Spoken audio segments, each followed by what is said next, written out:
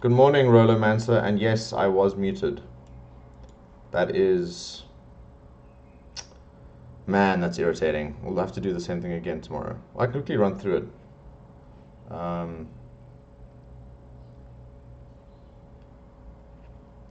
And thank you for pulling in, Rollermancer.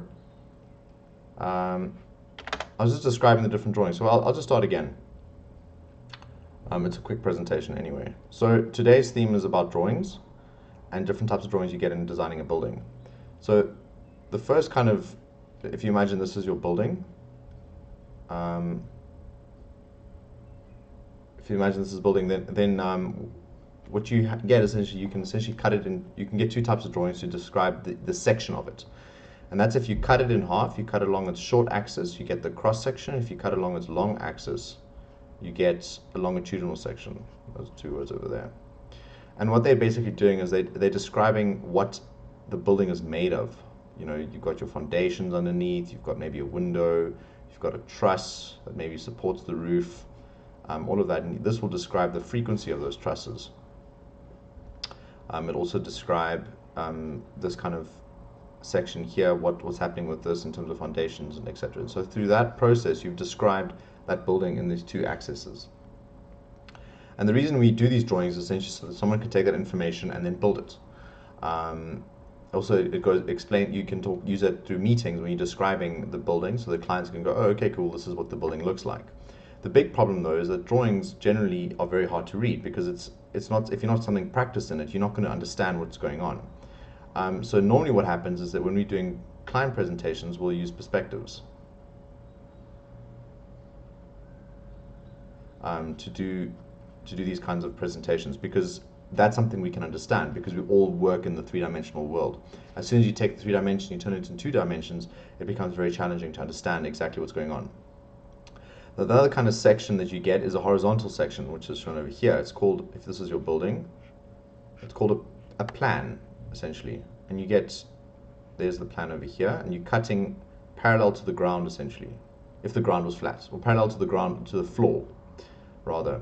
And that you'll be using, and you'll cut through windows, you'll cut through doors, and this plan can look both up or down, right? And if it's looking up, you'll be showing what's happening above that cut line, and if you're looking down, you'll be showing what's underneath or through that cut line. Another kind of drawing you get is an elevation, right? So if this is your building over here, an elevation is essentially the facade of that building put on a flat plane. But when we say facade, we generally are referring to the walls and not the roof of a building. So, whereas an elevation will include both. And it'll also show other things like, for example, plumbing. You know, if you've got a basin or a toilet or something like that connect to plumbing, it'll show how that plumbing point connects to your main plumbing line, which then connects to your manhole, which then connects to your main city's plumbing services. It'll show window and door positions, all kinds of things. And if you look here, so that you get essentially on this drawing, you'll have 4 elevations. You'll have your north elevation. Let's say this is the north facade. You'll have your west elevation, your south elevation, your east elevation. And on the left here, you'll see is the actual elevation drawing. And what that looks like is essentially, it's a flat plane. And because if you're looking at this drawing here, this roof is actually just a rectangle on top of another rectangle. And so it doesn't convey a lot of information. It's what it's mainly used for is to show heights and different kind of materials. So you'd like annotate what this roof is, you'd annotate what this wall is. It's more about finishes. And then if there is plumbing, you will annotate the plumbing on this and show this is where the bathroom is, this is where the toilet is, the basin is, that kind of information. So the information on the elevation is quite limited in what it can actually show. Whereas, for example, a section shows a lot more about how the actual building is constructed.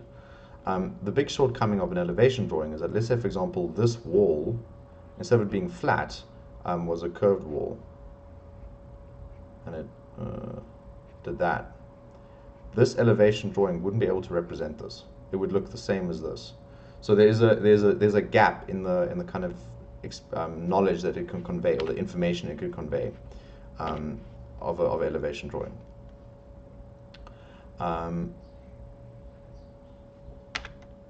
And So when you're dealing with clients, and also interesting is that like builders, even though they are trained to work with with drawings, it also helps to actually show perspective. So although this information that we're showing here is all very much flat information, it always helps to have some kind of perspective. So what normally helps is if you take, for example, a section and you want to turn that into something that is a bit more readable. So if your section, I'm just showing a section out of this building here, you'll take the section and then you'll turn it into a perspective drawing. So that, oh, this is a bit off here. So that when you're inside this space, you can understand what's actually going on. I'll show you better. Normally what you do is you do that, show that in a one-point perspective. You know, you'd show how everything kind of conveys to a point.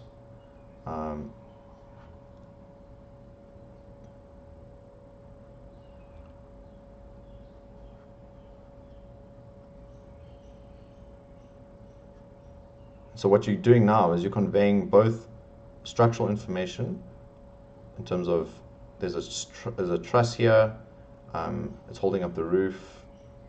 Just draw a normal kind of, I think it's called a how truss, and you'll be able to show in the space, you'll show windows, and maybe this is all glass, so you'll show the different frames and things in the background.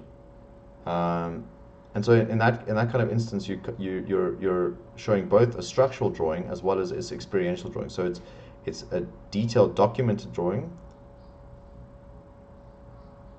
as well as an experiential perspective.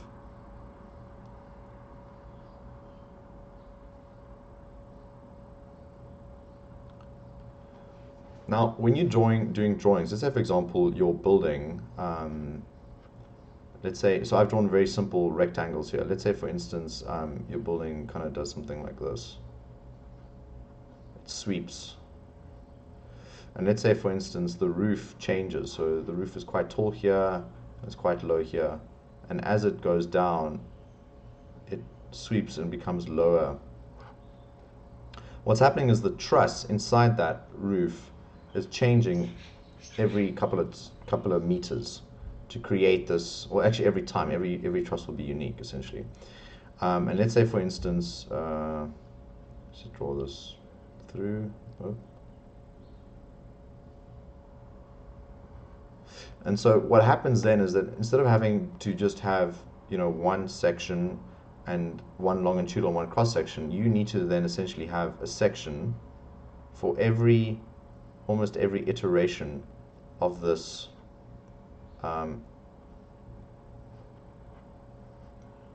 building, so that you can understand it in series and you can build it like that. And you will then need to be able to explain what the height is of each of these points as you're moving through the building to understand better. And in this drawing, for instance, a longitudinal sectional doesn't work. You can't cut a section like this because it's going to be an unreadable drawing. You'll create very kind of random kind of angles inside those trusses, and it's just going to be a mess. So the only way you can represent this building essentially will be by doing a plan, which is this drawing over here. So it's a cut down. So you're cutting at like a meter above the floor finish, looking down, or maybe up as well.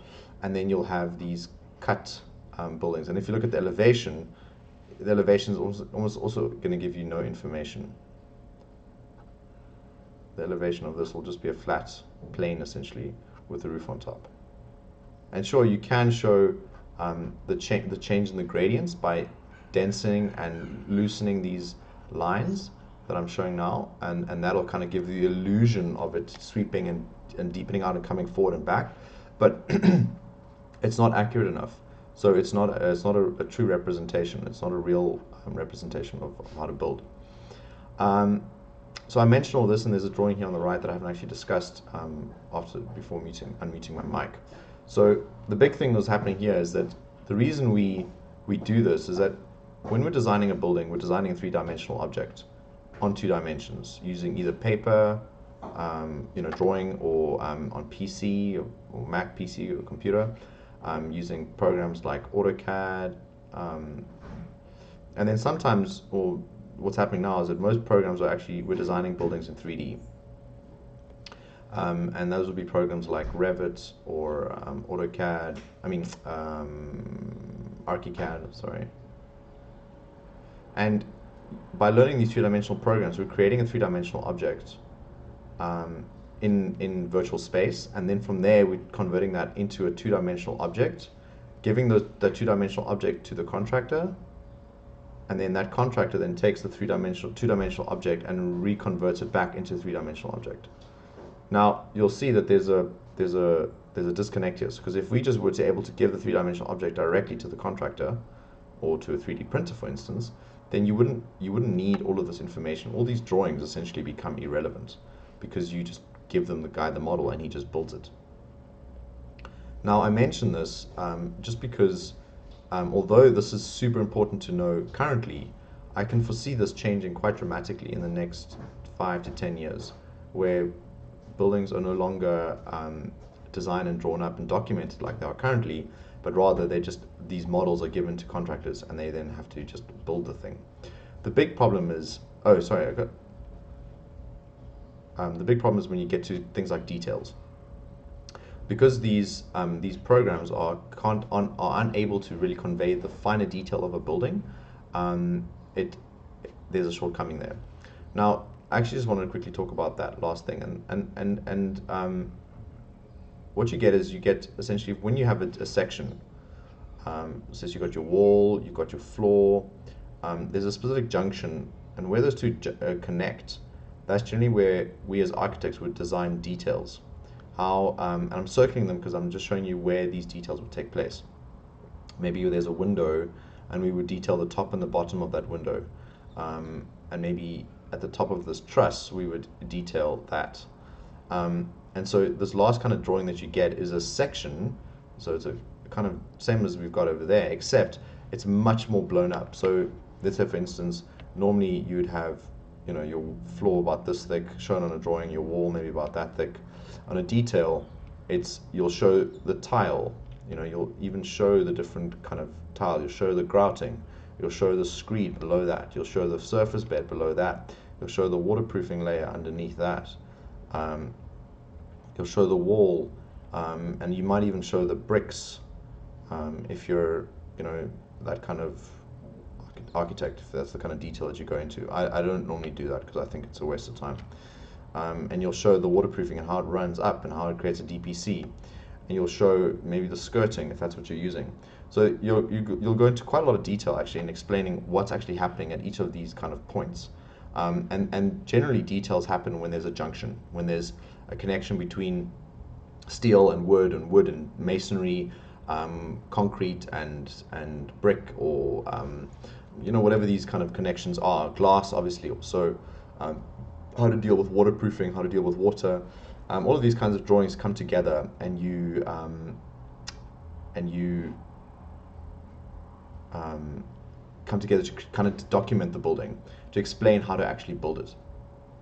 And the thing that's super interesting is that because if you look at how buildings, generally speaking, are quite consistent throughout. There's generally, I'm drawing boxes for a reason, because that's how most people understand or perceive buildings to be. If you look at skyscrapers, they're the same. They're also very tall, but they're essentially a box. And so it's then the detailing that you actually start getting to be able to express yourself as an architect, and also able to introduce new ways of doing things. For instance, let's say for example, instead of having this apex in the center of the building, you have it on the one side and you create a single pitched roof, or you put it on off center and you create a dual pitch, but the apex of the roof is moved. All those kinds of things, because you're custom making a building, all of those changes that you make have to be explained and detailed. All right, that is, I think, it for today. I just wanted to explain, I did a stream yesterday where one of the chat members was explaining or asking questions about different drawing types, and so this was dedicated to you, Fuchsia, actually. So if you have time, maybe you can go through that again. All right, everyone, thank you very much for joining. Have a good day if you are in that part of the world. Otherwise, have a good night's sleep. I look forward to seeing you probably tomorrow again for another episode of Making Architecture. Take it easy.